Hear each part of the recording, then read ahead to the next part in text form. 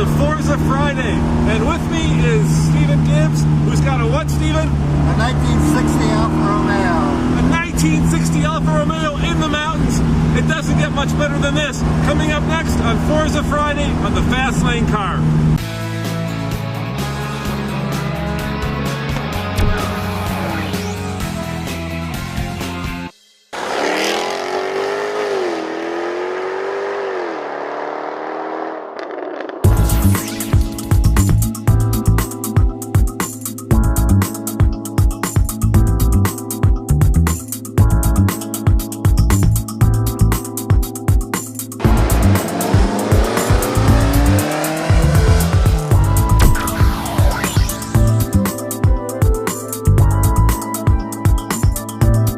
How long have you had it? I've had it almost 20 years. It's a long time to own a car. It's a long time, particularly for me. Yeah, you've gone through a couple Alfas, I bet. 100? 100 Alfa Romeos. Yeah, roughly so 100. What's special? Why'd you keep this one? You know, I like the vintage feel. It really feels like an old car. Even the Duettos feel kind of modern.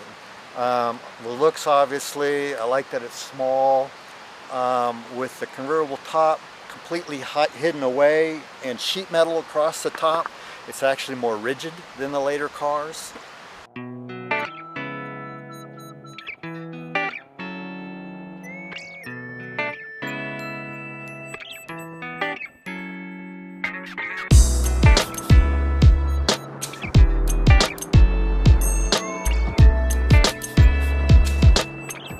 I fit in it better.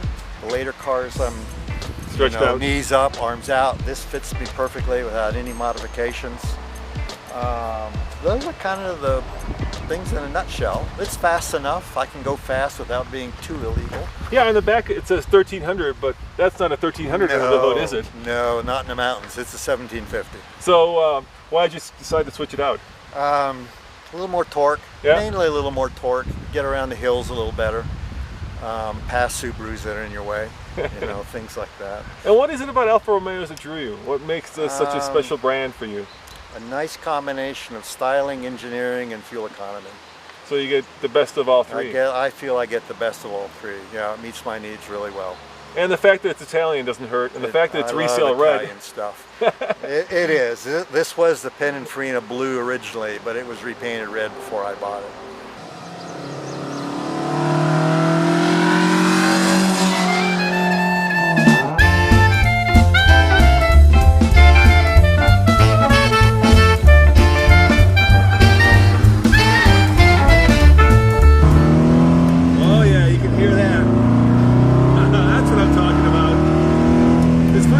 More noise from the front of the car than you do from the back of the car. Carburetors.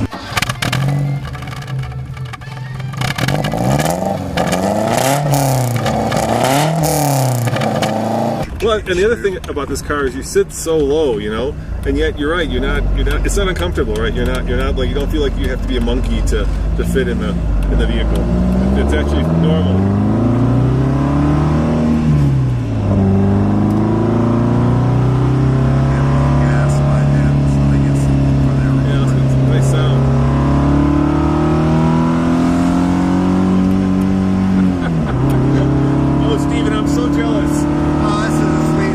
How does it handle? It handles surprisingly well. Now we got springs on it as well. Okay, yeah, it feels really tight. Well, through these turns it feels great. Yeah, it's a fun car to have fun with. Considering it's 53 years old, Yeah. It just kind of runs. Yeah, it's older than me.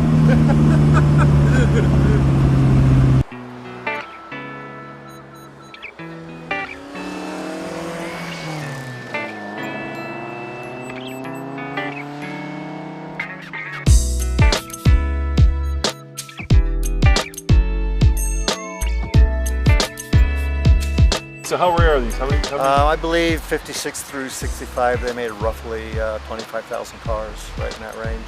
Now, Alfa Romeo is kind of an unusual brand because around the world, it's the un-Ferrari in some ways, right?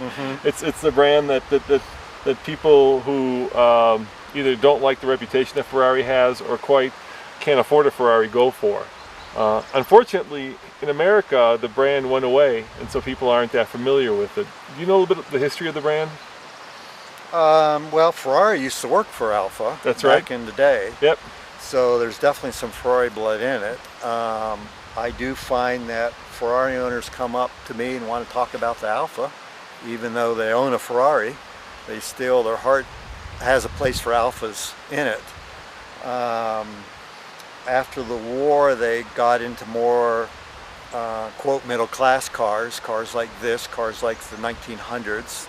Before the war, they were very expensive, kind of exotic cars. And they raced them. They've always had a long racing they raced heritage. them big time. Yeah. They raced with Ferrari. Then even after Ferrari left, Mr. Ferrari left, they raced them.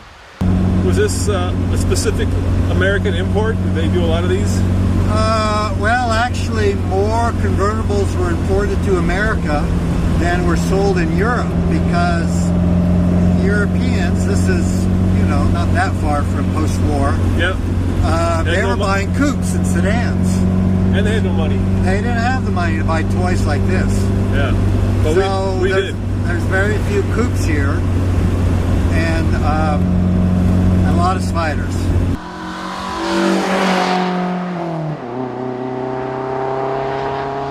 I think the other part of the Alfa mystique is that it's affordable. You know, this is a car that you can buy, you can drive, and you can enjoy without the fear of having a $10,000 bill if somebody happens to scratch your side of your wing, as everybody say. And when they're put together right, they're reliable. Yeah. I change the oil and I grease the chassis and I drive the car. Yeah. That's it. Yeah. And I just drove it over Independence Pass, Aspen and back. You know, I'm not freaking out about it dropping a valve or anything. It just runs. And that's a wonderful thing.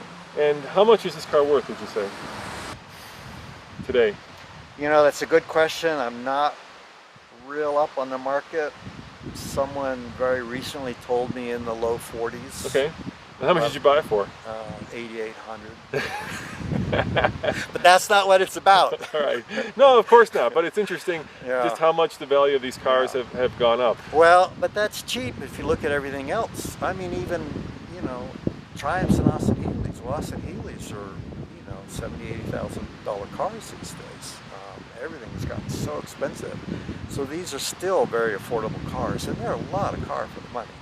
So you've owned hundreds, you said. Is this the one you're going to hold on to? Is this the one that you're going to... Well, I've owned it 20 years. Yeah. I'll probably hang around for a while longer. Yeah. I really enjoy it. I just smile when I drive it. And then people smile when you see it. You know, they don't look at it and say, oh, rich SOB in a Ferrari. You know, Exactly. It's like, wow, cool old Alfa. Yeah. And that's fun too. Cruising on 2-lane roads, I'm probably in the high 20s. Yeah.